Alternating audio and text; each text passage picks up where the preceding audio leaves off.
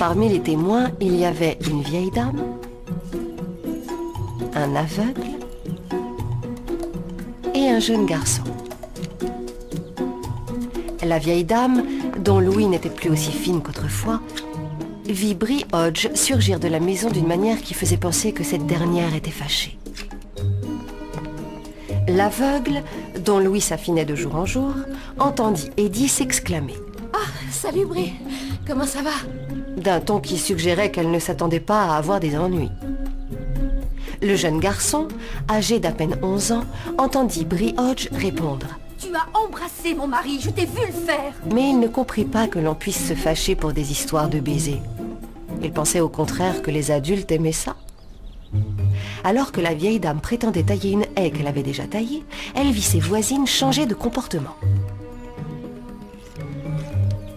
Lorsque l'aveugle tendit l'oreille, il entendit Brie s'écrier. « Qu'est-ce que ça veut dire, Eddie? Je te prenais pour une amie. » Mais je suis ton amie, je suis pas du tout intéressée par Orson.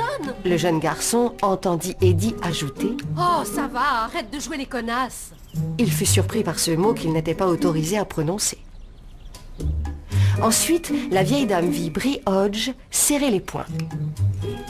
Une seconde plus tard, l'aveugle entendit le bruit d'une claque. Et le jeune garçon vit Eddie mettre la main sur sa joue. Alors que les deux femmes se séparaient, une pensée traversa l'esprit de tous les témoins de cet incident. Sous leur nez, dans la paisible Wisteria Lane, la guerre venait d'être déclarée et quelqu'un était sur le point d'être blessé.